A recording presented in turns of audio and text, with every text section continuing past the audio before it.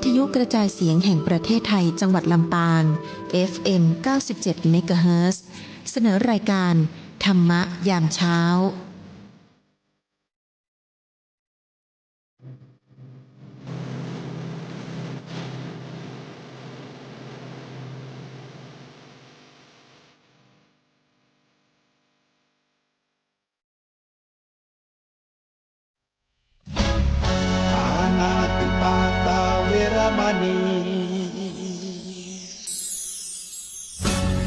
อธินาทานาเวรมณีกาเมมุสาสุราเม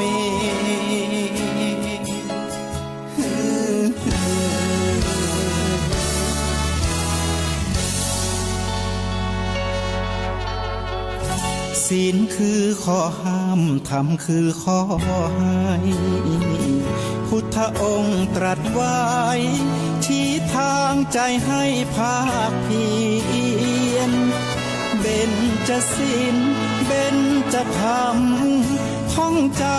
ำสมัยเราเป็นนักเรียนธรรมะไม่เคยแปรเปลี่ยนแต่เรายังจำได้มาทวงคำมันหมู่บ้านศีลห้าคือเป็นพันธะชาวพุทธทุกคนทั่วไทย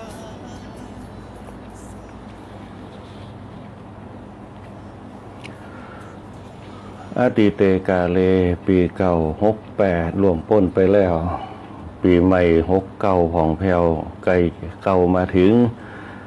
ปีนี้งูน้อยก็จะผ่านไปปีหน้าเข้ามาปีหน้าเข้ามาแหมแล้วเนี่ยก็ขอให้เป็นกุนแก้วกำหนุนหมู่เฮาเจ้าข้าทั้งหลายอ้างเอาพุทธคุณปกหลังไว้หน้าธรรมกุลหมาปกยกอ้างเอาสังฆคุณไว้สากาบนบวัดแวดล้อมกูโมงยามตีรัตนาแก้ว3ประการตึงบุญสมปานปกหัวห่มเก่าอ้างจอมสลีพระธาตุลำปางเจ้าพระแก้วดอนเต่าปกปักอารักษ์พระธาตุเจดีย์ซาวพระธาตุจอมปิงอารามของวัดฮือใจเนี่ยเพศภัยบารมีหลวงพ่อครูบาเจ้าเกษมเขมโกสัพพัญญูเทพไทยขอฮือกุนหนุนน้ำนะบารมีแน่ชัดเจ้าพ่อทิพย์จ้างเจ้าพ่อประตูผาเดจาแม่นมัดชนะเพศภัยใดๆเจ้าพ่อพญาคำลือเจ้าพ่อพญาวังเจ้าพ่อวังเงินแต่ไทยบันดาลให้หมู่เฮามีความสุขกายสุขใจให้ทุกท่านได้หายทุกโศกโรคภัยได้บุญสมปานแต่แล้วให้ปารมีหอบหุ้มจูภูจูค้นให้ได้กาดแก้วข้ออากุศลข้อให้กังวลล่องไปให้หายหมดเสี่ยงให้อยู่ดีเป็นดีบ่มีหมองเมียงวาสาได้ร้อยสาวแต่เล่าให้กูคู่กูคนอยู่ม่วนกินหวานถึงวันคำเจ้าสัพพะโลขาหล่องละสัพพะตุขาสัพพะภัยยะภัยเนี่ยให้หายหลวดเข้าดงดำอายุวันหน้าพระละสุขขังสมวัจนางเหมือนกันจูคูเหมือนกันจูคู่จูคนนายเฮยก็ถวายความเคารพหลวงพ่อพระเถรานุเถระเนี่ยหลวงพ่อเจ้าคณะจังหวัดหลวงพ่อรองเจ้าคณะจังหวัดหลวงพ่อเจ้าคณะอำเภอหลวงพ่อรองเจ้าคณะอำเภอหลวงพ่อเจ้าหน้าตำบลหลวงพ่อเจ้าวาดพระเนรเทวาทุกรูปทุกตนนะฮะโดยความเคารพก็ขอปั่มเป่งบารมีสังฆรัตนะในทำกิจวัตรต่างๆคือเป็นอานิสงส์เสริมบารมีพระสงฆ์เขาเพื่อแผ่กับคณะสัตยาญาติโยมทั้งหลายอยู่ดีมีสุขอยู่เย็นเป็นสุขมั่งมีสีสุขแล้วก็ทุกคนมีสุขภาพกายใจอย่างแข็งแกร่งต่อสู้ต่อไปใน 2569 ตีกอย่างเข้ามาวันนี้วันที่2แล้ว ผ่านไปทุกวันทุกเวลาผ่านไปอันยังมันก็ผ่านไปอันยังมันก็ผ่านไปเหมือนกับสายน้ำที่บนบอกบางหวนกลับคืนมาปัดปลาไปเพราะฉะนั้นทำวันนี้ให้มันมีประโยชน์ทำวันนี้ให้มันสมบูรณ์ อย่าไปทำไปแล้วปุ๊บก็อย่าบอกว่าเอาวันนี้คือมันแล้วไปนะคือมันมีความสุขที่สุดเราจะต้องสร้างวันนี้แล้วก็สร้างอนาคตที่เขาจะถึงเนี่ยคือมันดีๆโดยเฉพาะสร้างภูมิคุ้มกันสร้างภูมิต้านทานกับชีวิตของเขาในการเป็นอยู่ถึงจะอยู่ตัวคนเดียวถึงจะอยู่กันหลายคนสร้างความสุขสร้างประโยชน์สร้างความดีงามให้กับตัวเขาให้กับสังคมรอบข้างนะอาหารเป็นตีรอเลี้ยงร่างกายอารมณ์เป็นตีรอเลี้ยงจิตอากาศเป็นตีรอเลี้ยงใจ3 เนี่ยเป็นตัวเนี่ยคือชีวิตเรายั่งยืนถ้าเราบริหารให้ดีอารมณ์อากาศอาหารตัวอย่างสำคัญที่สุดถ้าเราเอา3 เนี่ยพัฒนาชีวิตเราได้เนี่ยชีวิตเขาจะมีความสุขอยู่ม่วนกินหวานนะใจเบิกบานจื่นจ้อยนะตุกจ่องห้อยต่างๆมันก็จะหมดเสี่ยงไปนะคณะสัตยาติโยมทั้งหลายวันนี้รายการธรรมะยามเจ้าเนี่ยก็จะมาพบปะกับคณะสัตยาติโยมทั้งหลายแต่ในส่วนของ106.5 วิทยุเพื่อการศึกษานั่นนะคงจะงดไปปุ่นประมาณเดือนกรกฎาคมนั่นนะปุ่นก็ติดตั้งสถานีปุ่นย้ายสถานีจากวัดบุญยวาสไปวัดบรรพตนะเขาก็บ่ใครได้ยินเสียงกันนะในช่วงธรรมะยามเจ้าเนี่ยตั้งแต่นี้เป็นต้นไปนะก็รอปุ่นตั้งสถานีเรียบร้อยนะถึงจะได้รับอนุมัติจากกสทชต่างๆนะในช่วงธรรมะยามเจ้าเขาก็ฟังกันไปก่อนนะฟังกันไว้ก่อนในตีห้าบางคนอาจจะบ่ตื่นกันเตื้อนะบางคนอาจจะตื่นมาพุ่น6 โมง 7 โมงพุ่นนะบางคนที่เพิ่นตื่นเจ้าเพิ่นก็ยามตื่นเจ้าแต่ตื่นเจ้านี่ดีอยู่อย่างสมองแจ่มใสนะคณะสัตยาติโยมหลายจริงอาบน้ำได้มันซ้ำเหมาะจะซ้ำสดชื่นแต่ช่วงนี้บ่ไหวสู้น้ำบ่ใครได้นะวันนี้รู้สึกว่าตื่นมาปุ๊บจะสีหนาวๆนะถ้าเขาตื่นมาปุ๊บสีหนาวเขาสู้บ่ใครได้เนี่ยว่าต้องไปอาบน้ำถ้าอาบน้ำเราปุ๊บมันจะเขายุบเป็นไข้นะเพราะฉะนั้นหนาวปุ๊บรู้สึกว่าตัวมันหนาวปุ๊บใส่เสื้ออุ่นทันทีนะใส่หมวกอุ่นทันทีใส่ถุงตีนทันทีเพื่อที่ว่ามันเป็นนักขึ้นมา ตื่นเจ้าขึ้นมาปุ๊บถ้ามันหู้ว่าจะหนาวล่างหน้าปุ๊บมันสีหนาวสั้นๆเนี่ยอันนั้นแหละคือภูมิต้านทานเขาแย่เนี่ยพ่อกูเตียเขาตื่นมาปุ๊บบางเตียมันสีห้อนๆมันสบายเนี่ยแต่วันไหนถ้าเขาหู้ตัวว่ามันจะสู้บ่ได้เนี่ยภูมิต้านทานเขาอ่อนแอพอภูมิต้านทานเขาอ่อนแอเขาไปบังคับมันคือมันสู้กับน้ำกับเนี่ยถ้ามีน้ำอุ่นก็ยังพอว่าแต่ถ้าน้ำเย็นปุ๊บเนี่ยเดี๋ยวสักบึ้ดเนี่ยมันจะอย่างเขาเนี่ยสุดลงเนี่ยสุดลงปุ๊บเนี่ยโดยเฉพาะในยุคปัจจุบันเนี่ยโควิดถึงมันจะหายเขามีวัคซีนป้องกันในร่างกายเขาอยู่แล้วแต่ว่ามันก็อย่างเขาเนี่ยเป็นไข้ตีมันมองว่าเป็นแล้วบอกเคยหายเป็นเหมือนเนี่ยเหมือนไข้หวัดใหญ่ในยุคสมัยแต่ก่อนเขาเป็นปุ๊บเนี่ยเพราะเป็นใหม่ๆปุ๊บเนี่ยเริ่มเป็นใหม่จะเจ็บเนื้อเจ็บตัวเจ็บกระดูกกระเดี่ยวเนี่ยจางปากจางคอกินข้าวบะไข่ล้ำเริ่มเสี่ยงจะหายเนี่ยพอกินปุ๊บเนี่ยกินยากินอย่างต้องฉีดยาถึงจะหายเจ็บเนื้อเจ็บตัวแต่ว่าเดียวมันหายแล้วปุ๊บมันก็ยังขำอยู่มันก็ยังเขากลับขึ้นมาเป็นมันบ่หายสนิทเนี่ยคณะสัตยาติโยมแมลงมาปุ๊บอากาศเย็นปุ๊บเริ่มจะหนาวแล้วเนี่ยคนเป็นกันนักในยุคปัจจุบันนะเพราะฉะนั้นเนี่ยก็ต้องระมัดระวังตัวสุขภาพร่างกายนะเพราะอย่างเพราะหนึ่งอากาศเขามันบดีนะอากาศบดีพออากาศบดีปุ๊บมันแปรปรวนเนี่ยอย่างคือร่างกายเขาซับซ้อนพอร่างกายมันซับซ้อนมันก็จูนมาได้เหมือนกับเซ็นเซอร์มันซับซ้อน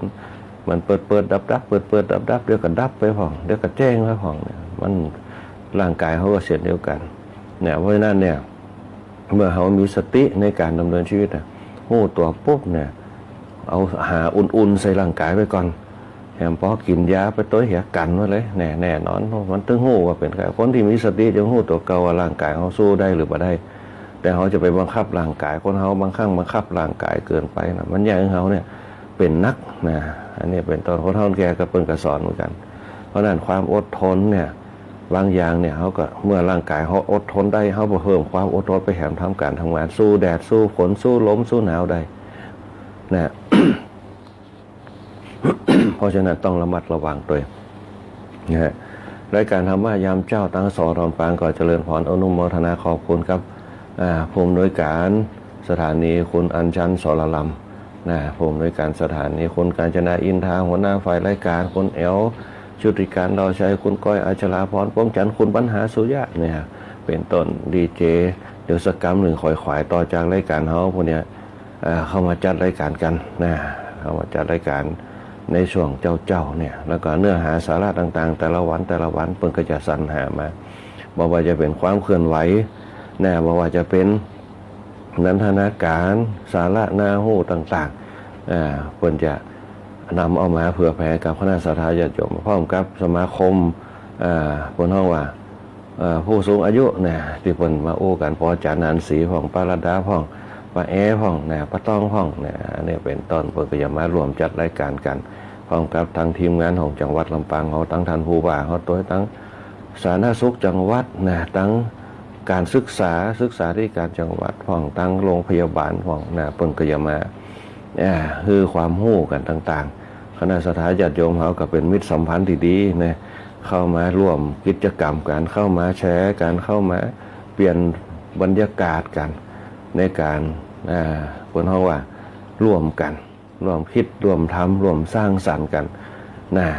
เกิดขึ้นกับสทลำปางของเขาสถานีของเขาก็เลยได้การพัฒนาขึ้นไปคือมันชัดเจนขึ้นโดยฝ่ายช่างเขาหัวหน้าประสานทีมทองคนแหลมเพชรนันทแสงคนผู้พิงผู้สุดได้แสนช่างต่อวาทีรอตีอาทิตย์วันณวารีช่างเดียวประยุทธ์พงษ์ดวงชูผูก็จะพัฒนาสทลำปางเขาคือเป็นสถานีหลักประจำภาคเหนือเขาไปตัวได้ยินทั้งภาควิทยุภาคโทรศัพท์โดยได้ยินทำมากันนี่แหละก็คือจุดเริ่มต้นแต่ละวันเพื่อเตือนสติให้ทุกคนทุกท่านได้มีกำลังต่อสู้ในการดำเนินชีวิตโดยเพราะความอดทนเขาจะต้องพวกเราว่า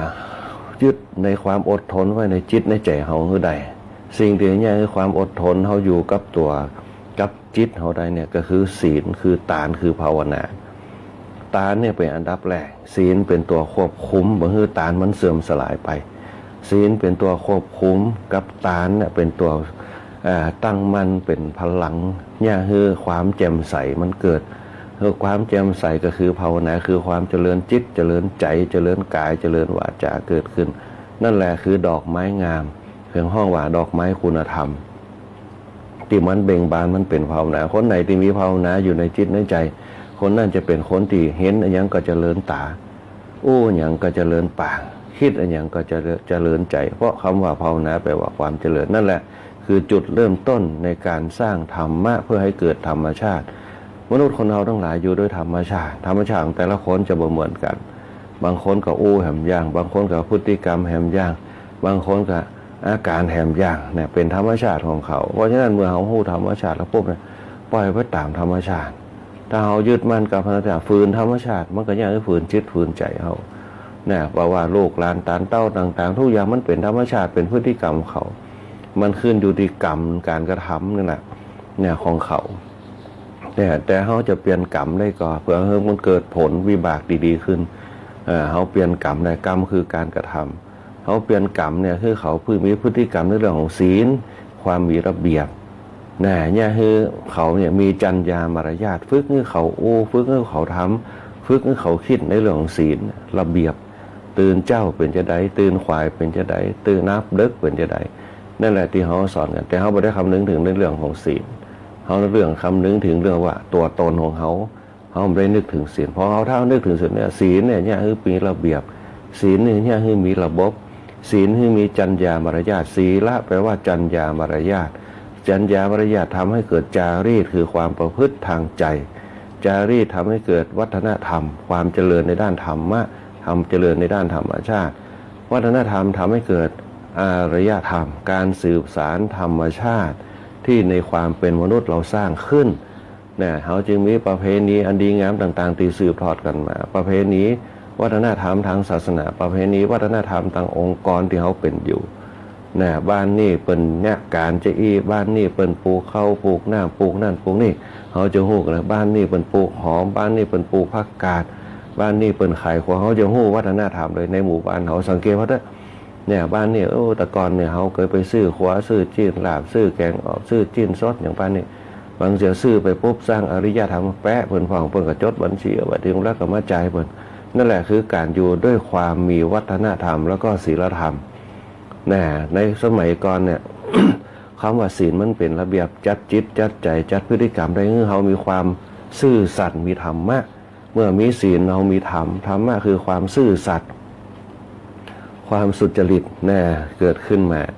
ธรรมะทำให้เกิดความอดทนเขาจึงต่อสู้ดิ้นรนกันธรรมะทำให้เกิดความภาคเพียรเนี่ยคนเขาขยันมันเพียรหลังสู้ฟ้าหน้าสู้ดินเป็นต้นคณะสถาญาติโยมนั่นแหละคนเขามีศีลธรรมะจะเกิดได้เหมือนเขาจะแยกคือศีลธรรมมันอยู่ได้เหมือนเขาจะต้องมีตานเป็นตัวโอบอุ้มถ้าคนเขามีตานมันจะแยกเขาปั่นใจให้โอกาสให้ตัวเก่าให้อภัยกับตัวเก่าให้อภัยกับคนอื่นมันจึงมีการให้อภัยต่อตนเองความให้อภัยแต่ตนเองคืออย่างคือยอมรับในสิ่งที่มันถูกยอมรับในสิ่งที่มันผิดเขาจึงมีการอภัยให้ตัวเก่าด้วยการยอมรับมันผิดเขาก็ขอโทษกันมันผิดเขาก็แก้ไขขึ้นมานั่นแหละคือคนมีธรรมะคณะสถาญาติโยมธรรมะคือหัวข้อคือหลักการธรรมะคือธรรมชาติความเป็นไปต่างๆของมนุษย์มันเป็นธรรมชาติต่างคนต่างจิตต่างใจมันบ่เหมือนกันเหมือนกับพระพุทธเจ้าสอนว่าอนิจจังคือความไม่เที่ยงอนัตตาไม่มีตัวตนไม่มีตัวตนคืออย่างเขาลองคว้าความมีตัวตนว่าเอามือขึ้นมาหนึ่งอันแบมือมาแล้วก็กำพอมันมีอากาศไหมไม่มีอากาศมันมีเปิดออกมาปุ๊บมันก็เป็นมืออย่างเดียวนั่นแหละคือธรรมชาติทุกอย่างบ่มีอย่างเกิดขึ้นกับตัวเขาเลยแต่เพียงแต่ว่าเขาสร้างขึ้นมาพอสร้างขึ้นมาด้วยความคิดด้วยอารมณ์ด้วยความรู้สึกต่างๆว่ามันเป็นเช่นนี้มันเป็นเช่นนี้นั่นเองแล้วเขาก็มายึดมั่นกันถือมั่นกันอันนี้ของเขาอันนี้ของเขาอันนี้เขากับบาฮื้ออันนี้เป็นต้นสุดท้ายเราปุ๊บมาได้อย่างสุดอย่างเหมือนกับบ้านเขาแย่งชิงดินแดนกันเขตแดนกันสุดท้ายมีอย่างค้นกับล่มหายตายจากกันไปสุดท้ายมาได้อย่างขึ้นมาสักอย่างก็มีการสูญเสียเกิดขึ้นคือเกิดความเดือดร้อนเกินเป้าหมายคือความเดือดร้อนเกิดขึ้นความสุขบ่เกิดเลยเหมือนกับพ่อแม่พี่น้องพ่อแม่ทหารที่เพิ่นให้เพิ่นหุยกัน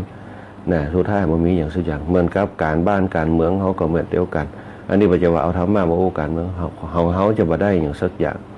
เอาคนหนึ่งขึ้นมาก็บ่ถูกใจเอาคนนี้ขึ้นมาก็บ่ถูกใจอันนี้เป็นต้นหลายคนขึ้นมาปุ๊บมันก็มามีความหู้นักที่จะพัฒนากันเพราะมีความหู้นักก็เลยเกิดความสับสนเพราะอย่างพ่อเขาขาดศีลคือการจัดระเบียบหน้าที่การจัดระเบียบจิตใจการจัดระเบียบกายการจัดระเบียบวาจาเมื่อเขาบ่ฮู้จักการจัดระเบียบใจกายวาจาปุ๊บมันก็เลยไม่รู้จักการจัดระเบียบหน้าที่ที่ตนพึงกระทำคนเฮามันขาดธรรมะนั่นแหละคนเฮามองข้ามธรรมะแม้แต่การศึกษายังละธรรมะเลยคณะสถาญาติโยมการปฏิบัติธรรมบ่มีอยู่ในหลักปฏิบัติศีลธรรมก็ตัดออกไปในบัดเดียวลองสังเกตเถอะบอกว่าสังคมสร้างขึ้นมาสร้างระเบียบวินัยขึ้นมาแต่ละเลยศีลธรรมละอ่อนมันก็เลยได้ใจละอ่อนในยุคปัจจุบันลองสังเกตพอตะว่าไปงานสืบชะตาคนเฒ่าคนแก่นักป่านักหนาป่าป้านคนผู้สูงอายุทั้งหลายถามละอ่อนอายุ12 13 14 15 16บ่มีสักคนถึงจะมีปุ๊บก็นั่งกดโทรศัพท์เล่นโทรศัพท์ คนเท่ากับภาพศีลกันสนันปันปื้นละอ่อนเฮาในยุคปัจจุบันเพราะมันอยู่ที่ไขมันจะอยู่ที่ตู้เจ้าตู้เจ้าจะเป็นคนที่สองติดต่อมาจากพ่อแม่เป็นผู้ให้จิตวิญญาณสอนให้จิตวิญญาณถ้าเขาสอนมันมีระเบียบมันก็จะมีระเบียบถ้าเขาสอนมันมีจิตสำนึกมันก็จะมีจิตสำนึกถ้าเขาบ่สอนมันมีระเบียบมันก็บ่มีระเบียบโดยเพราะหลักและเหตุผลตัวเองกับหลักและเหตุผลธรรมชาติถ้าเขาสอนมันรู้จักหลักและเหตุผลธรรมชาติมันก็ยังรู้จักธรรมชาติในการอยู่ร่วมสังคมมนุษย์เหมือนกับเราในยุคปัจจุบันร้องพอเถอะไปไม่รู้ไม่หลานปุ๊บวันเสาร์ติดบ่มก็อยู่ในห้องรับดึกลูกขวายนอนรับกำตี 3 ตี 4เล่นเกมเล่นอย่างเล่นแชทเล่นไลฟ์เป็นต้นตื่นขวายตื่นเที่ยงป่าย11 โมงคนเฮาในยุคสมัยแต่ก่อนว่าต้องโอ้อย่างหนักไปเรียนหนังสือปุ๊บ8 โมงเป้งไปก่อนเวลาด้วยซ้ำเข้าแถวก่อนประเดี๋ยวเราอ่อนมาขวายนักหนึ่งละบ่ฮู้จักหน้าที่บ่ฮู้จักระเบียบพอไปเรียนหนังสือปุ๊บก็เรียนเพื่อให้จบแต่บ่ฮู้เรียนเพื่อให้จักไปทำการทำงานเป็นต้นความคิดก็เปลี่ยนไปนี่แหละคือการจัดระเบียบของเขาคนเฮาสมัยแต่ก่อนจะฮู้เลย เนี่ยครูด่าครูตีเนี่ยข้างเดียวเนี่ยมันจะได้ตีมันจะลาบจำแต่ละออนประเดี๋ยวปุ๊บร้องเคียนร้องตีร้องด่าร้องว่าเนี่ยพิมพ์ไปสังคมประเดี๋ยวมันเปิดกว้างให้รับคำร้องเรียนพอร้องเรียนปุ๊บมันก็เกิดปัญหาบางสิ้นสุดร้องเรียนได้บางคนก็บอกว่าร้องเรียนได้เราก็แก้ได้ถ้ามันถูกก็ถูกความบริสุทธิ์ในยุคปัจจุบันเนี่ยในบนห้องว่าปราบทุจริตเนี่ยบางอย่างเนี่ยถ้าเรามีหลักการที่แน่ชัดเนี่ยความทุจริตมาจากเรื่องภายในจิตใจถ้าเราภาษาสร้างสามัญสำนึกในจิตใจปุ๊บมันมีทางจะเปลี่ยนแปลงได้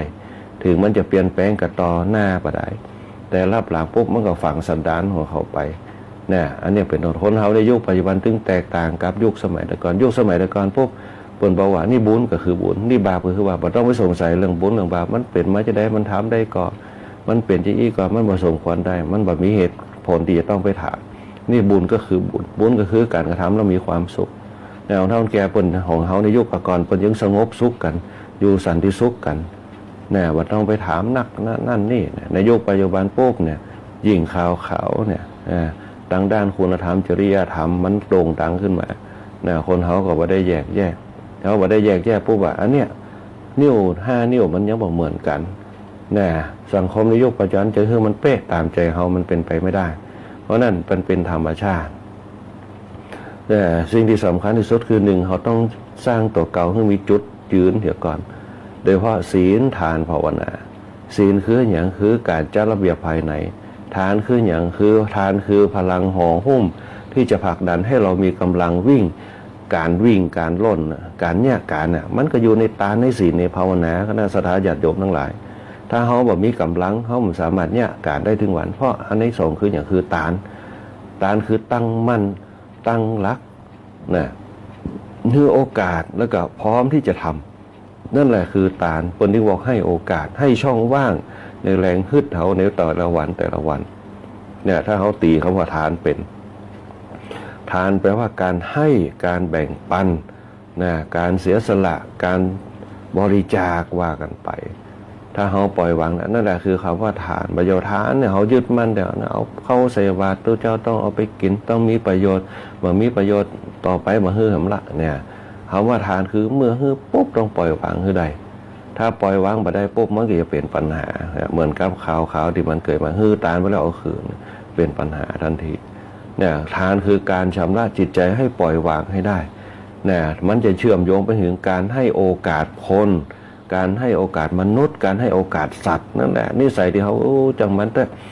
เป็นสัตว์มันคบเขากับรักษาเหี้ยถ้าเขาบอกไปใกล้มันก็บอกคบเขาถ้าเขาบอกไปแย่มันก็บอกคบนั่นแหละคือนิสัยของตานที่มันมีอยู่ในจิตใจแต่มนุษย์เขาอยู่ด้วยกันบ้านใกล้เรือนเคียงกันจังอยู่ด้วยกันมาเป็น10 ปีนึกถึงความดีที่เขามีต่อกันคนเขาบอกเดี๋ยวมันนึกถึงความดีเหมือนกับลูกกับพ่อกับแม่เนี่ยเขาเลี้ยงมันมาตั้งแต่น้อยเพราะบ่ฮื้อตังมันบ่ฮื้อซื้อรถถึงมันพวกมันโคตรเขาขนาดนั้น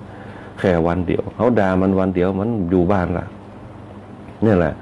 เนี่ยอันนี้คือมันบ่ตั้งมันคำว่าทานจะเป็นตัวอบรมให้เขาฮู้จักว่าเปิ้นด่าเขาเผื่อจะรู้เปิ้นสอนเขาได้ฮู้ละอ่อนตะกอนจะมีกรรมเกิดเปิ้นจะสอนพวกเปิ้นเคียนเปิ้นตีพวกถ้ามันนักหนาสาหัสเปิ้นจะบ่เคียนบ่ตีไปลักไปจกไปตีไปหยังเปิ้นพ่อแม่นี่บ่ได้เปิ้นจะว่าคือเลยว่ายังไอ้ขายขี้หน้าเปิ้นกายไปลักไปจกเปิ้นกินหยังถึงเขาจะจนแต่เขาก็มีศักดิ์ศรีเปิ้นจะบอกเลยจะไปยากว่ามีกินก็บ่ต้องไปขอให้กิน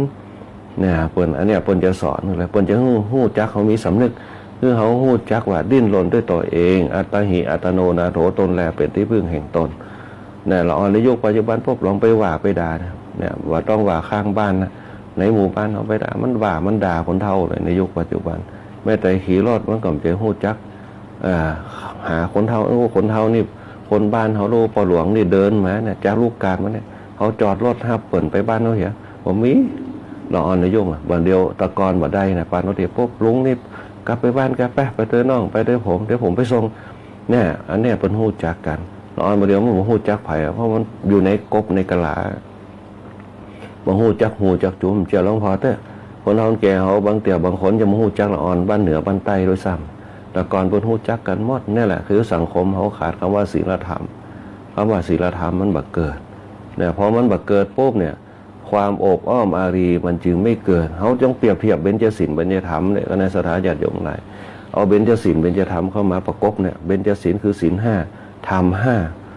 นั่นแหละถ้าเอามาเปรียบเทียบโป๊ในการดำเนินชีวิตเนี่ยแล้วก็ผู้นำสังคมจะต้องมีศีลธรรมตัวต้องรู้จักศีลธรรมบอกว่าศีลธรรมก็คือศาสนาพุทธมันบัดใจนะคำว่าศีลธรรมมีทุกศาสนาแต่อย่างที่คนเขาเนี่ยอยู่ด้วยกันยังสันติสุขทุกศาสนาสอนให้คนเขาเนี่ยอยู่ร่วมกันได้พุทธคริสต์อิสลามอยู่ด้วยกันได้ไหว้กันได้กราบกันได้แต่เขาจิตใจนับถือพระประจำของเขาอาตมาภาพสมัยแต่ก่อนอยู่สี่แยกบ้านแขกเนี่ยไปบรรยายธรรมก็มีหลวงพ่อพุทธทาสเคยไปบรรยายธรรมในยุคสมัยก่อนแต่ในยุคสมัยประเดียวปุ๊บเนี่ยแบ่งแยกกันเพราะแบ่งแยกกันปุ๊บมันก็อยู่ด้วยกันลำบากนั่นแหละคือสั่งธรรมะจะไม่มีการแบ่งแยกลองธรรมะแบ่งแยกปุ๊บมันวุ่นวายเนี่ยธรรมชาติแบ่งแยกกันก็เนี่ยธรรมชาติแบ่งแยกคืออย่างหนึ่งต้นไม้ไม่มีพอต้นไม้บ่มีปุ๊บน้ำก็ท่วมบ้านท่วมจอกมันตกมาปุ๊บแผ่นดินก็สุดลงพอตั้งส่งก่อนภูเขาถล่มสะพานนั่นน่ะคือธรรมะแบ่งแยกธรรมชาติแบ่งแยกแต่ถ้าธรรมชาติบ่แบ่งแยกมันสมดุลกันป่าก็อุดมสมบูรณ์น้ำก็เป็นน้ำลำธารน่ะเพิ่นเฮาว่าภูเขาจะสุดมามันก็ว่าท่วมบ้านมันก็ว่าโถทับถมบ้านมันก็ไม่มันก็ยั่งไว้เหี้ยนั่นแหละคือธรรมชาติมันมีครบองค์ประกอบธรรมะก็เหมือนเดียวกันขณะสถานอย่างถ้าเขามีปุ๊บมันจะแยกเขาอยู่ด้วยกันได้หนึ่งอารมณ์อร่อยซึ่งกันและกันสองสร้างจารีตประเพณีสามพัฒนาสังคมมันเกิดความเจริญโครงสร้างบรรยากเลยก็คือทานศีลภาวนาทานก็คืออยู่ด้วยกันนะช่วยกันทนุถนอมกันน้ำใจจิตใจกันแบ่งใจหากันปันใจหากันนะเพื่อโอกาสเพื่ออภัยซึ่งกันและกันนี่คือทานศีลคือจัดระเบียบพูดจักระเบียบความเป็นละอ่อนความเป็นละป่อเป็นแม่ปู่ย่าตายายญาติสนิทมิตรสหายเปื่อนบ้านข้างเรือนเหาะเรือนจองเฮานั่นแหละคือศีลภาวนาคือพัฒนาเพื่ออู้ด้วยกันอย่างม่วนสร้างความสามัคคีรวมกันนั่นแหละคือภาวนาแค่ละเอียดไม่ต้องไปพัฒนาธรรมะชั้นสูงถึงศีลสมาธิปัญญาเนี่ยธรรมะสามโครงสร้างสามบันไดสามขั้นเนี่ยหนึ่งบุญสองสิกขาสามในเรื่องของบนห้องว่าสร้างนิพพานนะอันนี้สามขั้นตอนนี่แหละหนึ่งบุญเนี่ยสร้างให้มันเกิดพลังภายในเขาสองศึกษาเนี่ยเมื่อเขาได้บุญสามอาการปุ๊บเขาก็จะพัฒนาศีลสมาธิปัญญาเนี่ยตั้งมั่นได้อดทนเอาต่อสู้ดิ้นรนปัญญาเขามีเนี่ยปัญญาเขามีพ่ออย่างมีพ่อศีลตานผาหนึ่งให้โอกาสสองมีระเบียบสามสร้างความเจริญปัญญามันยิ่งเกิดขึ้นมาเพื่อจะพัฒนาธรรมะหรือว่าธรรมชาตินั้นที่มันเป็นปัญหาทำให้เกิดปัญญาที่มันอุปสรรคทำให้มันเป็นสร้างสรรค์นั่นแหละคือธรรมะพระพุทธเจ้าเป็นเน้นสอนที่นี่การอยู่หรอกนั่นแหละคนมีธรรมะเนี่ยคนบอกมีธรรมะเนี่ยเป็นห้องอย่างหนึ่งคิดสั้นเนี่ยบางคนจนปัญญาเฮียนจบระดับสูงกว่าพ่อกว่าแม่เนี่ยอันนี้เป็นห้องคนสิ้นทิศคนสิ้นปัญญาที่ฆ่าตัวตายเพราะเนี่ยอย่างของเขาเนี่ยเอาปัญญาไปสร้างสรรค์นี่มันเป็นประโยชน์สร้างประโยชน์กับสังคมลงโทษตัวเก่าเนี่ยว่าต้องไปฆ่าตัวตายลงโทษตัวเก่าพวกไปสร้างสรรค์สังคมเนี่ยอันเนี้ยคือบางอย่างเขาก็ต้องทำหนึ่งเขาต้องชนะตัวเก่าเขาจะไปคิดว่าคนนั่นว่าจะอันที่คนนี้ว่าเขาเอาคนอื่นว่าเขาปุ๊บมันก็เลยเนี่ยคือชีวิตเขาเนี่ยติดบนห้องติดในเรื่องของคนอื่นแต่ถ้าเขาเอาตัวเขาเป็นหลักปุ๊บเขาจะพัฒนาตัวเขาต้องทำตามตัวเขาก็ได้เนี่ยแหละถ้าเขาทำตามตัวเขาได้ตามความคิดตามกำลังปัญญาว่าที่เขาทำน่ะดีแล้วเขาถ้าเขาไปสนใจโอ้นั่นเนี่ยไปปุ๊บมันเป็นประโยชน์ปุ่นวายแล้วเขาก็จะมาลงโทษตัวเก่าเนี่ยตุกมาอยู่ที่เขาอย่างหมดปล่อยวางไปจะว่าจะได้จังเขาเนี่ยจะทำตามของเขาที่เขามีความสุขที่สุดทุกอย่างเนี่ยอยู่ที่ตัวเขาหมดทุกอย่างเนี่ยเข้าบ่มีกินก็อยู่ที่เขาเข้ามีกินก็อยู่ที่เขาเนี่ยเขาจะสุขจะตุกอยู่ที่ตัวเขาหันปุ๊บเขามาเป็นปัญหาเขาก็ตุกถ้าเขาหันเขาเป็นปัญหาเขาก็ปล่อยไปว่าเขาก็เป็นว่าเป็นตุกเขาก็เป็นสุขนั่นเองเนี่ยทุกอย่างคือศีลคือความพฤติกรรมจรรยามารยาทขึ้นอยู่กับตานคือปล่อยมันไปขึ้นอยู่กับภาวนาทำใจคือสบายอยู่กับตัวเขาให้ได้นั่นแหละคือมนุษย์โดยสมบูรณ์ คณะสัตยาติโยมหลายคือการพัฒนาชีวิตของพระพุทธเจ้ามันก็สอนไว้อยู่ นะฮะอันนี้ก็คืออารัมภบทเบื้องต้นเป็นครึ่งชั่วโมงละอารัมภบทเบื้องต้นธรรมะพื้นฐาน เพื่อเขาจะก้าวเข้าไปสู่ธรรมะการเจริญร้อยตามพุทธบาทของพระพุทธเจ้าตั้งจิตตั้งใจเตรียมพร้อมในการเข้าสู่อริยบทต่างๆในการเจริญรอยตามพุทธธรรมของพระพุทธเจ้าที่เขาจะมาอู้กันในวันนี้นะฮะในเรื่องของพรรษาที่2, 3, 4ที่เขาอู้กันไปคราวก่อนนะคณะสัตยาติโยมทั้งหลายก็ก้าวเข้ามาปี2569ละในวันนี้ก็วันที่2ไปแล้วผ่านมาไม่กี่วันบางคนก็ฉลองกลับบ้านกลับจองมาหาพ่อหาแม่กันในช่วงนี้ก็หยุดงานกันหลายวันก็เปิดมาทำการปุ้นกับวันที่4ที่5พุ่นละบางคนก็หยุดยาวกันไปอยู่กับพ่อกับแม่บางคนก็ไม่เอามาอย่างกันพยายามหาภูมิคุ้มกันสร้างอย่างให้มันดีๆในครอบครัวแล้วก็เขาจะมีความสุขสร้างความสุขกับตัวเก่าโดยเพราะอยากจะได้ให้เขาทำดีแล้วก็มีความสุขอย่างตีมาเขามาหาพ่อหาแม่หาเรื่องที่มันดีๆสร้างสรรค์ที่มันบดีปุ๊บที่มันเป็นปัญหาก็อู้กันแก้ไขปัญหากันไปเนี่ยคือความเมตตาพรหมวิหารธรรมมันเกิดเมตตากรุณามุทิตาอุเบกขามาแก้เมื่อมันมีปัญหาปุ๊บเขาเอาเมตตาฮักกันใส่เข้าไปอินดูกันใส่เข้าไปยินดีต่อกันซึ่งกันและกันเข้าไปแล้วก็หวังคือใดหวังสิ่งต่างๆที่มันเป็นปัญหาบัดต้องเอามามาเคลียร์กันคือใดนั่นแหละคือหลักพรหมวิหารธรรม4ประการที่แยกคนเขาเข้าหากันสร้างความสุขความสามัคคีต่อกันเกิดสุขขาสังคสะสามัคคีความสามัคคีของหมู่คณะทำให้เกิดความสุขนั่นแหละคนห้องว่าวิธีการสร้างความสุขกับครอบครัวแล้วเขาจะได้อานิสงส์แห่งความเมตตาใส่เข้าไปแล้วก็เขากระกลับไปทำงานแล้วก็เขาก็ได้เติมพลังภายใน ถือว่าปีนี้เขาได้มาสร้างความสุขใจเป็นภูมิต้านทานปีหน้าก็มาชาติพลังใหม่พลังแห่งความเชื่อมสัมพันธ์กันพลังจิตพลังใจพลังแห่งความผูกพันกันมันจะย่างเขามีกำลังจิตกำลังใจในการทำงานแล้วก็ย่างคือสติเขามีปัญญาบ่ฮือประมาทในการดำเนินชีวิตตรงนี้เป็นต้นอันนี้ก็ฝากให้กับคณะสัตยาติโยมทั้งหลายโดยเป็นภูมิคุ้มกันเป็นภูมิต้านทานเป็นหลักฐานการดำเนินชีวิตเตือให้เขาคงธรรมะเอาไว้ให้เขามีสติในการพิจารณาสิ่งต่างๆคณะสัตยาติโยมทั้งหลายข้าวก่อนเขาอู้ไปถึงเรื่องของกุมารละโอวาท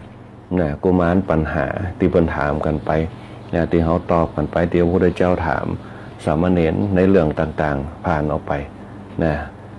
เพิ่นกระตัดในเรื่องสิงคารสูตรหูคารสูตรในเรื่องของสีคารสูตรสั่งสอนผลห้องว่าขหบดีบุตรของขหบดีสั่งสอนอบรมละอ่อนวัยรุ่นทั้งหลายในสิงคารสูตรเป็นโอวาทสั่งสอนคดีตั้งโลกคือกับบรรดาละอ่อนวัยรุ่นเยาวชนทั้งหลายพระพุทธเจ้าเมื่อสอนโดยเฉพาะพวกสามเณร ที่จะมาเป็นตู้เจ้าเพิ่นจะสอนให้ละอ่อนทั้งหลายก็เขาสอนอริยสัจสี่นั่นแหละคณะสัตยาติโยมทั้งหลายเอาเรื่องอริยสัจสี่มาสอนละอ่อนเนื่อว่าคนเฮาจะไปคิดว่าเฮายังหนุ่มอยู่เฮามีกำลังอยู่แต่ถ้าวันไหนเฮาบ่มีกำลังเฮาอ่อนปุ๊บเฮาจะคิดถึงอดีตหรือว่าโอ้โหอีเรียนมาตั้งแต่น้อยโหอีศึกษามาตั้งแต่น้อยส่วนมากเขาจะบ่นเพ้อกันจ้านตลอดถ้าเขาเป็นละอ่อนแห่งกรรมเขาจะเห็นมันสูงอันนี้เป็นต้นพระพุทธเจ้าเพิ่นจะสอนไว้ว่าคนเฮาถ้าฮู้จักตุกมันจะเกิดความสุขมันจะมีคำพังเพยว่าอดเปรี้ยวไว้กินหวานย้ำเป็นละอ่อนขยันหาความรู้ย้ำเป็นคนใหญ่ขึ้นมาขยันหาทรัพย์สมบัติย้ำเท่าแก่ขึ้นมาพยายามหาธรรมชาติเข้าสู่จิตใจเพื่อสร้างพลังภายในให้อายุยืนยาวได้มันมีขั้นตอนการดำเนินชีวิต120 ปีแบ่งเกินกับ60 ปีเขาจึงมีเกษียณอายุราชการ60 ปีกึ่งค่อนข้างคนแต่ในยุคปัจจุบัน60 ปีปุ๊บ10 ปีถือว่าเป็นกำไร10 ปีก็ถือว่าเป็นกำไรนัก 10 ปีเป็นกำไรสูงสุด ก็รวมกันเป็น90พอดีเนี่ยแฮม30ก็ปล่อยมันเป็นตามธรรมชาติของมันบางคนก็อยู่ได้109บางคนก็อยู่ได้110แต่ถามว่าเนี่ย109 110เนี่ยบางคนก็ความจำดีอยู่บางคนก็ความจำเลอะเลือนไปที่ความจำเลอะเลือนไปเพราะอย่างเพราะหนึ่งจัดระบบสติบ่ค่อยได้ดีเท่าใดเนี่ยเขาใจสติปัญญานักคิดอย่างต่างๆซับซ้อนวุ่นวายปัญหาชีวิตนักน่ะ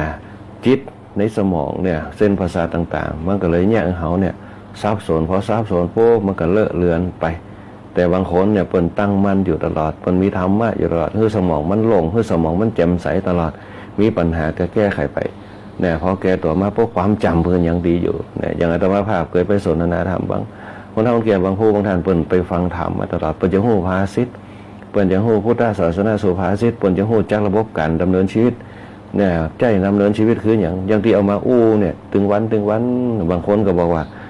ที่อย่างถึงอู้ถึงเรื่องตานศีลภาวนาต่อพอไปอู้กับคนเฒ่าแก่เฮาเนี่ยส่วนมากเพิ่นจะใจศีลตานภาวนาน่ะพัฒนาชีวิตตัวเก่าเนี่ยปฏิที่คือเปิ่นโป่งได้วางได้เจริญได้เนี่ยเพราะตานศีลภาวนาทำตานไปเตะเกิดอย่างเกิดปิติเนี่ยให้เกิดบารมีเนี่ยให้เกิดอานิสงส์นั่นน่ะอาตมาภาพสนทนากับคนเฒ่าแก่หลายคนกับเพิ่นกับอู้กันเที่ยก็เลยเอามาฝากในว่าเนี่ยทำตานไปใส่บาตรไปห้องฮื้อเข้าไก่ห้องตอนเจ้ามาเอาเข้าฮื้อหมาห้องนึ่งเข้าเป่าไฟฮื้อลูกฮื้อหลานที่กำลังรับอยู่ที่เปิ้นจะพร้อมที่จะไปทำงานเตรียมฮื้อเปิ้นห้องนั่นแหละคือตานเนี่ยปันใจก็โอ้สบายไปละบางคนกับปันรถถีไปซื้อกับข้าวซุกห้องตามกาตามบ้านเฮามาฮื้อซื้อเนี่ยกับเข้าของคือลูกคือหลานตาลเต้าเนี่ยไปทำการทำงานนั่นแหละอานิสงส์ของตาลมันเกิดนะตาลมันเกิดปุ๊บมันก็แยกเขาเนี่ยทำแล้วมีความสุขเปิ้นห้องว่าตาหน้าบารมีทำไปจนเป็นนิสัยจนลืมไปเหี้ย ถึงเวลาก็อย่าตื่นนะลูกนึ่งเข้าเป่าไฟตามหน้าที่เลยตื่นเจ้ามาก็ทำตามนั้นตามว่าทำไปก็มันตัดเป็นนิสัยไปแล้วนั่นแหละเปิ้นห้องบารมีที่มันทำขึ้นมาพอทำขึ้นมาปุ๊บเนี่ยคือหลวงหลานตื่นเจ้ามาบางคนก็รับอยู่ถึงยังมันจะขี้ข้านก็ตามก็เป็นลูกเป็นเต้าเขาทำไปน่ะบารมีตรงนี้แหละมันจะส่งเสริมเนี่ยเขาเนี่ยเป็นอานิสงส์เนี่ยคือมีเดชอำนาจวาสนาต่างๆเกิดขึ้นมาเดชคืออย่างเดชก็คือกำลังเขา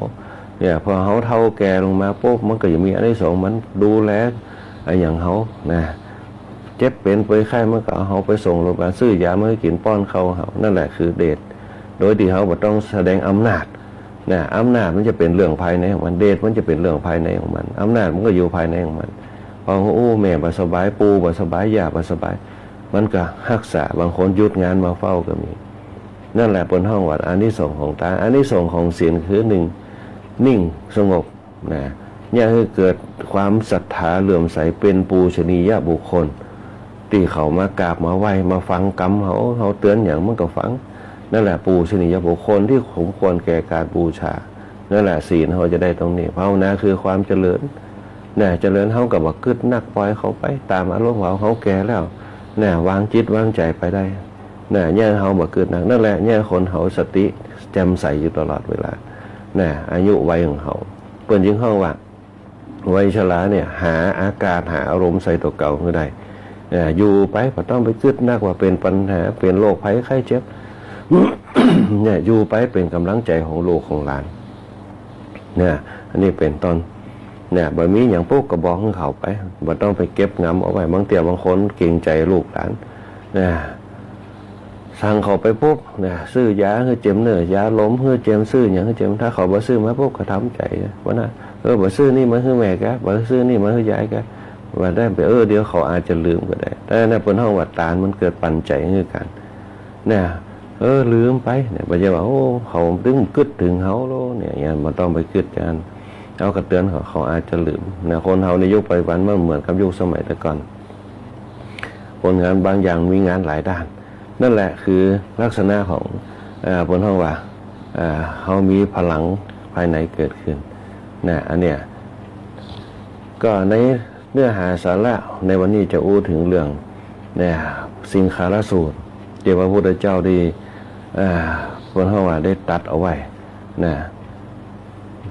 ก่อนที่จะเข้าเนื้อหามันก็จะมีเรื่องเล่าก่อนว่าเนี่ยสิงคาลสูตรเนี่ยในลักษณะของสิงคาลสูตรเนี่ย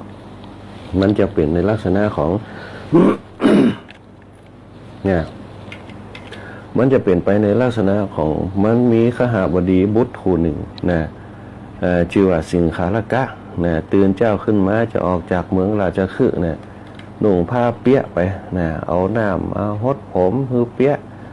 ประคองอัญชลีพ่องนะ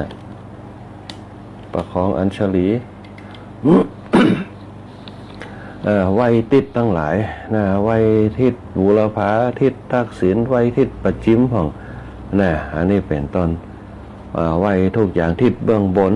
พระพุทธเจ้าก็เสด็จสอนให้เสด็จออกบิณฑบาตได้ทรงตัดถามมานพนั่นกล่าวทูลว่าป่อสั่งไว้ให้ไว้ทิศเนี่ยเมื่อก่อนจะตายเนี่ยพระพุทธเจ้าก็ตรัสว่าในอริยวินัยเนี่ยบ่ควรจะไว้ทิศจะบุตรของข้าวันนี้ก็เลยทูลถามว่าจะไว้ทิศจะได้เนี่ยพระพุทธเจ้าก็ประทานโอวาทยืนประทานในขณะที่อุ้มบาตรอยู่จ้านนะข้าบดีนะข้านาบดีสื่อจื่อสิงคาลกะนะตื่นเจ้าขึ้นมาก็ออกจากกรุงราชคฤห์นุ่งผ้าเปียะนะเอาน้ำมาหดผมฮือเปียะประคองอัญชลีไว้ทิศทั้งหลายไว้ทิศทั้งหน้าทั้งหลังทั้งบนทั้งลุ่มนะพระพุทธเจ้าไปหันใส่นะพระพุทธเจ้าไปหันใส่ปุ๊บก็ถามมานพก็กราบทูลว่าป่อสั่งไว้เมื่อก่อนที่จะตายเนี่ยว่า คืออยากจะพระพุทธเจ้าก็ตรัสว่าในอริยวินัยเนี่ยหรือว่าวินัยแห่งพระอริยะเนี่ยผู้ประเสริฐทั้งหลายบอกควรไว้ทิศจะบุตรขหบดีก็เลยทูลถามว่าอันจะไว้จะไดเนี่ยพระพุทธเจ้าก็ประทานโอวาทในขณะที่เปิ่นอุ้มบาตรอยู่ความในโอวาทนั่นก็คือว่าอริยสาวกผู้ปราศจากบาปคือกรรมชั่ว14ข้อแล้วก็เป็นผู้ปกปิดอันตรายจากทิศทั้ง6นะย่อมเป็นผู้ปฏิบัติเพื่อการชนะโลกเนี่ยคือชนะหมู่ชนทั้งหลายสัตว์โลกทั้งหลายก็คือในโลกนี้และก่อนในโลกหน้าการปฏิบัติปราศจากกรรมที่เป็นบาป14ข้อเนี่ยกับการปกปิดอันตรายจากทิศทั้ง6เนี่ยเป็นเหตุการชนะโลกทั้งสองนะซึ่งก็หมายความว่าคนที่จะปราลบก็คือประสบผลดีในความสุขความเจริญในโลกนี้แล้วก็ในโลกหน้านี่เป็นผลคำว่าอริยสาวกเนี่ยเปิ้นบ้องว่าเป็นกรรมแปรได้2อย่างแปลว่าสาวกผู้ฟังก็คือศิษย์ของพระอริยะอย่างหนึ่งแปลว่าสาวกของผู้เป็นอริยะอย่างหนึ่งอย่างหลังเนี่ยเป็นความแห้งน้อยหนึ่งนะสาวกผู้เป็นอริยะเนี่ยคือต้องเป็นพระโสดาบันเป็นโสดาบันขึ้นไปบางคนอาจจะมาถึงก็ได้เดี๋ยวเขาจะอู้กันในเขาต่อไปว่าความเป็นโสดาบันเนี่ยได้ปฏิบัติธรรมอย่างพองจึงจะได้เป็นโสดาบันแต่แปลหรือว่าอย่างต้นนั่นหมายความว่าแปลได้ทั่วไปอย่างต้นที่เขาอู้กันมาเนี่ยสาวกแปลว่าผู้ฟังนะผู้ฟังหรือว่าสาวกผู้เป็นอริยะนี่นะในที่นี้อริยสาวกหมายถึงคฤหัสถ์คฤหัสถ์หมู่เจ้าบ้านทั้งหลายนี่แหละซึ่งน่าจะแปลว่าเป็นศิษย์ของพระอริยะนั่นเองนะเหมือนอย่างกรรมที่ว่าอริยวินัยเยเนี่ยที่แปลว่าวินัยของพระอริยะในเมื่อปฏิบัติตามวินัยของพระอริยะก็ชื่อว่าเป็นศิษย์ของพระอริยะตีห้องว่าอริยสาวกนั่นเองงั้นนี่แหละคณะสัตยาญาติโยมอย่างที่อาตมาภาพเคยอู้ไปว่าแม้แต่เป็นเจ้าบ้านเจ้าจองเนี่ยถ้าปฏิบัติธรรมตามหลักธรรมเนี่ยจนถึงขั้นมีฌาน8มีอภิญญา6เนี่ยก็สามารถเป็นอริยบุคคลได้ในขั้นพื้นฐานแม้แต่พระสงฆ์เขาก็เป็นอริยสงฆ์ขึ้นมาได้เปิ้นบ่แบ่งแยกเปิ้นบ่จำกัดแต่ของเขาปฏิบัติได้แต่ความเป็นเจ้าบ้านเนี่ยมันจะยากน้อยหนึ่งก็คือว่าอารมณ์แห่งเจ้าบ้านมันไปปกป้าสิ่งต่างๆมันจะทำให้อารมณ์นั้นคลอนแคลนได้ง่ายมันก็เลยบ่สามารถควบคุมอารมณ์ได้เหมือนตู้เจ้าพระสงฆ์ที่อยู่ในเขตแห่งอาวาสบ่ได้หู้บ่ได้หันบางเตี่ยวบ่ได้ติดตามสิ่งต่างๆอารมณ์มันก็สงบได้ง่ายอันนี้เป็นต้นคำว่าอริยสาวกเนี่ยอริยบุคคลกับอริยสงฆ์ต้องไปด้วยกันเพียงแต่ว่าเป็นเจ้าบ้านมันจะยากน้อยหนึ่งก็คือเจออารมณ์ต่างๆในผู้คนมากมาย มากเนี่ยจึงบางครั้งเนี่ยอารมณ์มันก็รุดไปได้ง่ายเหมือนกับเขาปฏิบัติธรรมบางคนปฏิบัติธรรมปุ๊บนั่งสมาธิกรรมฐานเจริญสติภาวนาเนี่ยอสุภกรรมฐานปุ๊บได้อารมณ์ไปพอเขาไปกราบไปอย่างไปเห็นสภาพนะถ้ามีความอดทนสูงก็ทำได้คงความเป็นสมาธิคงความมีจิตดีบนห้องว่าควบคุมอารมณ์ตัวเก่าอยู่ในอารมณ์แห่งกรรมฐานใดก็บ่มีปัญหานะในที่นี้เนี่ยวินัยของภริยะเนี่ยเมื่อปฏิบัติตามวินัยของภริยะปุ๊บเนี่ยก็จะว่าเป็นศิษย์ของภริยะที่ห้องว่าอริยสาวกกรรมที่เป็นบาป14ข้อเนี่ยแบ่งเอาเป็น3หมวดนะแบ่งเอาเป็น3หมวดแบ่งเอาเป็น3หมวดหมวดที่1ก็ได้แก่กรรมกิเลสกรรมกิเลสเนี่ยหรือว่ากรรมกิเลสแปลว่ากรรมที่เศร้าหมองกรรมกิเลส 4อย่าง1ฆ่าสัตว์2ลักทรัพย์3ประพฤติผิดในกาม4พูดเท็จอันนี้ว่าน้องกรรมกิเลส4นะฆ่าสัตว์1ลักทรัพย์1ประพฤติผิดในกาม1พูดเท็จ1ในกรรมกิเลส4นะกรรมที่เป็นบาป14ข้อเนี่ยลองฟังให้ดีคนไหนที่มีอยู่เนี่ยพอเข้าไปคล้องเกี่ยวปุ๊บสลัดออกจากสิ่งเหล่านี้ได้เนี่ยจิตเราสงบข่มจิตได้ว่าเนี่ยเขาจะว่าเข้าไปเกี่ยวข้องกับสิ่งเหล่านี้นั่นแหละเป็นจุดเริ่มต้นในขณะจิตของเขาบ่ฮือเศร้าหมองเนี่ยเขาบ่ฆ่าสัตว์ไม่แต่ตัวเก่าเขาบ่เนี่ยถ้าเขาเนี่ยบ่เนี่ยได้ปุ๊บเนี่ยนั่นแหละคือสุคติเป็นที่พึ่งของเราลักทรัพย์เนี่ยเขาบ่ละเมิดสิทธิไผเนี่ยเขาก็เนี่ยคือสุคติเป็นทางที่ดีเป็นที่พึ่งของเราประพฤติผิดในกามงูจักเพศจักไว้ปุ๊บเนี่ยทางที่ดีจะเกิดขึ้นกับเราอ่อนเขาก็อย่าประพฤติผิดจะหู้จักไว้ตัวเก่าเนี่ยเขาสังเกตพอละอ่อนนี้อยู่ไปบ้านบอกหู้จักไว้ตัวเก่าเนี่ยไว้ละอ่อนเนี่ยบางจะไปมีครอบครัวเตี่ยเนี่ยคนเฒ่าคนแก่แต่ก่อนเพิ่นจะสอนตัวเป็นละอ่อนจะไปเกิดมีครอบครัวถ้ามีครอบครัวปุ๊บมันจะแย่งเขาเนี่ยเสียเวลาการเฮียนที่เขาจะไปอนาคตข้างหน้านั่นแหละคือประพฤติผิดในกามพูดเท็จพูดพยายามอู้จากกันให้มันดีๆจะไปจุกันจะไปไล่กันอู้จากกันให้มันชัดเจนแล้วอู้จากกันมีสาระที่มันบ่เป็นประโยชน์พวกหักห้ามไปนั่นแหละคือกรรมกิเลสหมวดที่1นะมีอยู่4ข้อหมวดที่2ได้แก่อคติ4เนี่ยคนเราในยุคปัจจุบันมันมองข้ามศีลธรรมเนี่ยแม้แต่รัฐบาลเนี่ยบ่สนับสนุนในเรื่องวิชาศีลธรรมอันจะปลูกฝังละอ่อนได้ยากมากอย่าคือพ่อแม่เขาเนี่ยจะมีเวลาสอนอคติ4เนี่ยฉันทาคติเนี่ยฉันทาคติก็คือลำเอียงพ่อชอบลำเอียงพ่อชอบโทสาคติก็คือลำเอียงพ่อโทสะคือความเกลียดชังโมหคติคือลำเอียงพ่อความหลงพยาคติลำเอียงพ่อความกลัวเมื่อถึงอคติเอานี่ปุ๊บเนี่ยจึงทำบาปกรรมอย่างใดอย่างหนึ่งเนี่ยบางครั้งเนี่ยมันคิดความพอใจกับคนนั้นความพอใจคนนี้เอาฮักคนนั้นเอาฮักคนนี้เขาต้องปกป้องคนนั้นเขาต้องปกป้องคนนี้มันเลยเกิดความเบี่ยงเบนซึ่งกันและกันเหมือนกับมีลูก2คน3คนลำเอียงเนี่ยมันถึงมีหันอย่างหนึ่งที่มันบ่ถูกใจเขาถึงเขาบ่แสดงออกมันก็เนี่ยมีหันอย่างหนึ่งโทสาคติลำเอียงเพราะโทสะคือความจังเนี่ยบ่ชอบเนี่ยเป็นต้นเนี่ยลำเอียงเพราะความหลงคนนี้ปุ๊บก็ลำเอียงไปเนี่ยหลงคนนี้ปุ๊บมาหลงคนนั้นก็เลยถูกเหินห่างไปพยาคติลำเอียงเพราะความกลัวกลัวจะเกิดจะอันกลัวจะเกิดที่เนี่ยอันเนี้ยคือมีกันหนักลำเอียงเพราะความกลัวความเกรงเนี่ยความลำเอียงเพราะความกลัวความเกรงจึงทำให้เกิดความเกรงจนถึงความเกรงเกิดขึ้นเนี่ยอันนี้เป็นห้องอคติ4เนี่ยกรรมที่เป็นบาป14ข้อเนี่ยหมวดที่3คืออบายมุขคือทางแห่งความเสื่อมแห่งโภคทรัพย์เนี่ยความเสื่อมแห่งโภคทรัพย์6ประการเนี่ยดื่มสุราเที่ยวกลางคืนดูการละเล่นเที่ยวเล่นการพนันคบคนชั่วเป็นมิตรเกียรติค้านการทำงานแล้วก็ตัดขยายความของอบายมุขออกไปแห่งชี้โทษว่าดื่มสุรามีโทษ6สถานเสียทรัพย์ก่อความทะเลาะวิวาทบ่อเกิดแห่งโลกให้เกิดความเสียชื่อเสียงหมดความละอายทอนกำลังปัญญาเอวพิษเวลาปุ๊บเนี่ยอย่างเช่นเอวไม่คืนปุ๊บมีโทษ6สถานเนี่ย1ก็คือจื่อว่าบ่รักษาตัวตนจื่อว่าบ่รักษาบุตรภรรยาจื่อว่าบ่รักษาทรัพย์สมบัติเป็นตีรังเกียจถูกใส่ความได้รับความลำบากนะอันนี้เป็นต้นเที่ยวดูการละเล่นก็คือนะฟ้อนรำที่ไหนไปที่นั่นครับร้องที่ไหนไปที่นั่นประโคมที่ไหนไปที่นั่นเสภาที่ไหนไปที่นั่นร้องเพลงที่ไหนไปที่นั่น เถิดเทิงที่ไหนไปที่นั่นสุดท้ายคือเล่นการพนันนะชนะย่อมก่อเวรนะแพ้เสียดายทรัพย์ที่เสียไป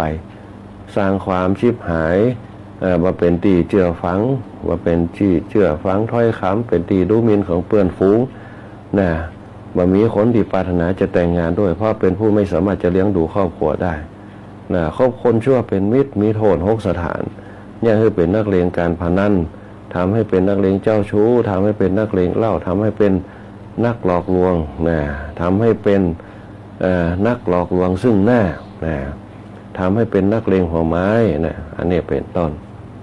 นั่นแหละคืออบายมุข6อย่างสุดท้ายก็คือนะเกียรติค้านการทำงานมีโทษ6สถานอ้างว่าหนาวอ้างว่าร้อนอ้างว่าเย็นนะ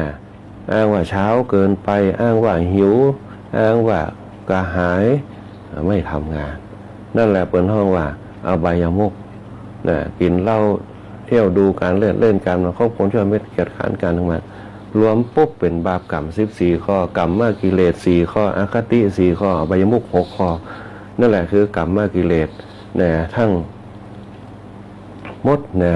ทั้งหมดมีอยู่บนห้องว่า14ข้อนะ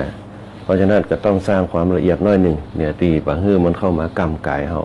ถ้าเฮามีสติปุ๊บยับยั้งไปไอ้อย่างที่มันเป็นสิ่งที่บดีปุ๊บกระจัดออกไปให้ได้นะที่พระพุทธเจ้าได้สอนสิงคาระมานพนะในเรื่องของเนี่ยบาปกรรมทั้ง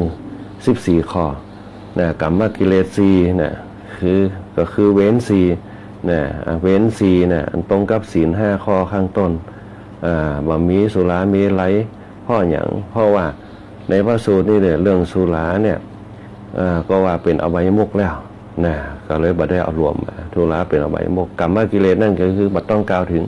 สุราเข้าไปนะจึงเหลืออยู่4อย่างนะ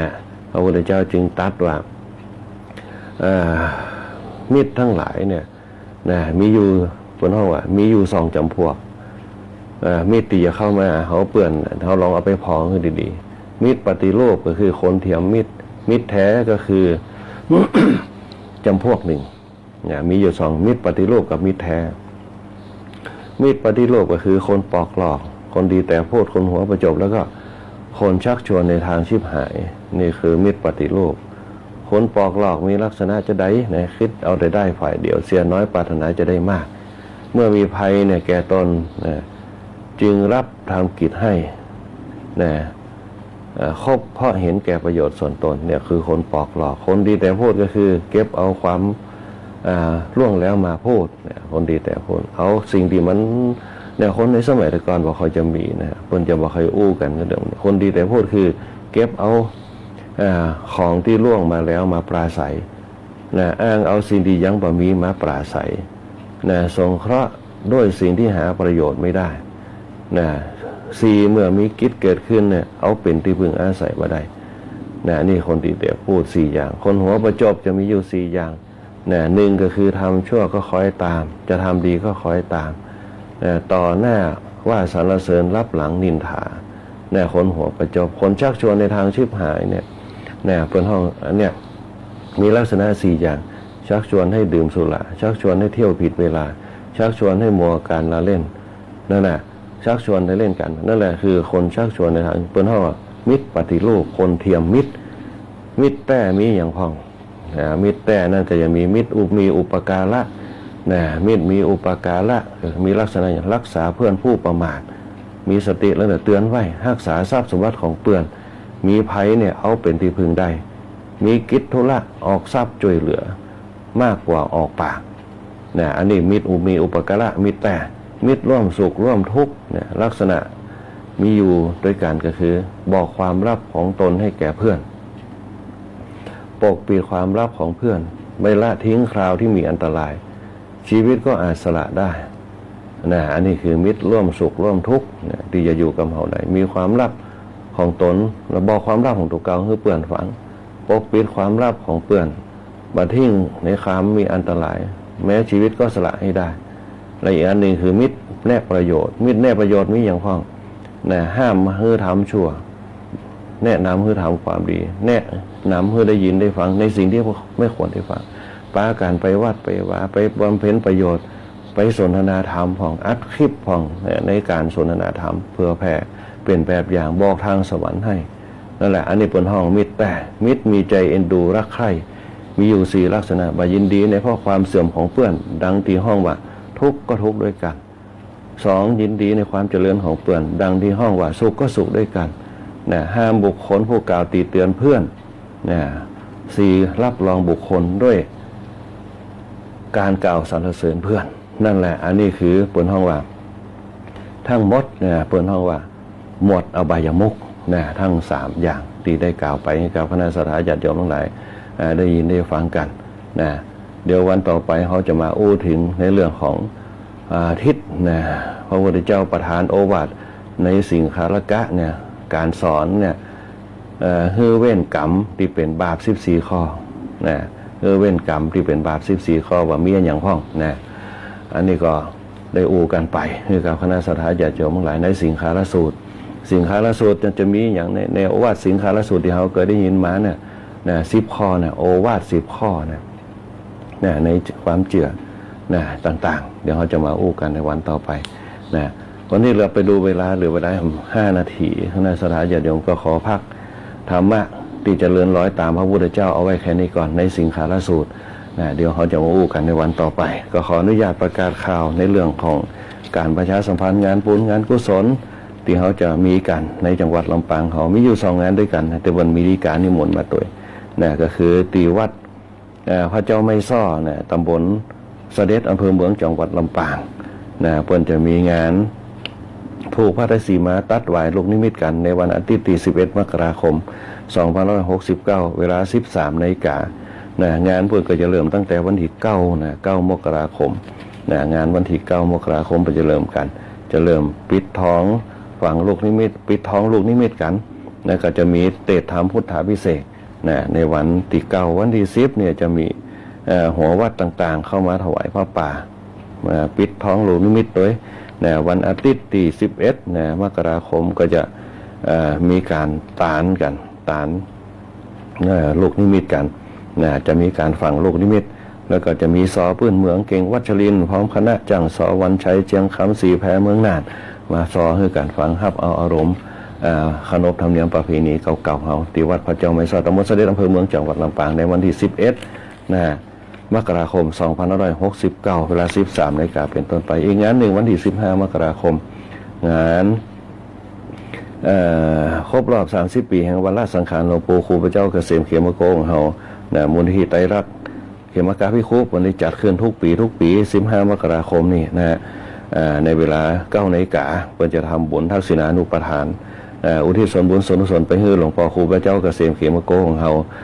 ที่เพิ่นจะจัดกันขึ้นก็ขอเชิญคณะสัตยาญาติโยมไปร่วมกินร่วมต้านร่วมงานกันได้ตามเพิ่นว่าตามจิตศรัทธาของทุกคนทุกท่านไปอยากจะเป็นเจ้าภาพลงทำลงทานก็ติดต่อไปได้ที่ทางมูลนิธิเกษมเขมโกของเรานะเบอร์โทรศัพท์ 0542309996 นะก็งานของวัดพระเจ้าไม่ซ้ออยากจะรวมทำบุญก็ติดต่อไปได้ที่เบอร์โทรศัพท์ 0841776882 เนี่ยเบอร์โทรศัพท์ของคณะกรรมการวัดพระเจ้าไม่ซ้อนะจะรวมทำบุญเป็นเจ้าภาพทายธรรมทายทานติดต่อไปได้เบอร์โทรศัพท์ 0841776882 นะฮะอันนี้ก็เป็นงานบุญที่นำเอามาฝากให้กับคณะสัตยาญาติโยมเพื่อได้ฮู้แล้วก็ได้รับทราบกันไปวันนี้เวลาหมดเวลาอาตมาภาพระคุยบุญปริยัติยากรก็ขอเจริญพรลากับคณะสัตยาญาติโยมเอาไว้แต่เพียงนี้นะก็ขอเจริญพรขอบคุณกับคณะสัตยาญาติโยมที่เข้ามาร่วมรับฟังรายการธรรมะยามเจ้าด้วยกันว่าจะเป็นคุณโยมสรวัตรคุณโยมแสงเดือนคุณโยมนพดลคุณโยมอัมไพคุณโยมธนชาคุณโยมเพนคุณโยมแดงหวานคุณโยมรสสุคนคุณโยมกุลสืบนะอ่านพิษขออภัยตัวนะฮะคุณโยมผู้ศรีคุณโยมศรีพันธ์คุณโยมสัญญาคุณโยมอาเม่งคุณโยมแสงจันทร์คุณโยมอริแก้วคุณโยมมิจิโกคุณโยมมนชนกคุณโยมสมพรคุณโยมเอราวัณคุณโยมประนอมคุณโยมจันทาคุณโยมบวรคุณโยมจันคำคุณโยมเอราวัณคุณโยมอัมพันธ์คุณโยมอมรฤทธิ์ตัวคุณโยมอัมพันธ์อัมพรคุณโยมสุภาพดีคุณโยมแม่วินิจตัวคุณโยมนวลศรีคุณโยมพิสมัยคุณโยมกัญญาคุณโยมสุภาพรที่เข้ามาสร้างบารมีธรรมรวมกันคุณโยมแม่ที่ว่าวันตัวดีเจยุ้ยตัวนะ คุณโยมมะลิแก้วคุณโยมสารวุฒิคุณโยมนพดลคุณโยมเอราวัณคุณโยมสง่าคุณโยมอมรฤทธิ์คุณโยมบุญเที่ยงคุณโยมศรีเรือนนะคุณโยมแม่อัมพันธ์เตยคุณโยมธนาชาคุณโยมบวรคุณโยมโสภาดีคุณโยมอุศรีคุณโยมสมสายคุณโยมแสงเดือนคุณโยมแม่วินิจคุณโยมลาวันคุณโยมอัมพรคุณโยมปานอมคุณโยมมานพคุณโยมอาเมนคุณโยมแม่ชีสวงนะแล้วก็คุณโยมแดงหวานคุณโยมหมนชนกคุณโยมชูชาดาคุณโยมสุภาพรโยมจันทร์คำตัวที่มาสร้างบารมีธรรมร่วมกันในช่วงธรรมะยามเจ้าในวันนี้นะวันนี้เวลาหมดเวลาคุณแม่สุรีตังพันตงหัวจ้างตัวประโคคุณแม่สลวยตังบัดเคยยาคุณแม่บัวไข่ตังพันตงหัวจ้างตัวประโคพรน้ำชัยตำบลบ้านไรศรีละทองหลวงพ่อพระครูวิจารณ์วรการหลวงพ่อพระครูวิทักษ์วรยานตัวที่ฟังรายการธรรมะยามเจ้าอยู่วันนี้เวลาหมดว่าธรรมะพาพระครูวิบูลย์ปริยัติแต่ก่อนพ่อวัดช่างดิวประยุทธ์พงษ์ดวงชมพูขอเจริญพรลากับคณะสัตยาญาติโยมเอาไว้แต่ในโอกาสหน้าก่อนมาพบปะกันใหม่วันนี้ก็ขอเจริญพร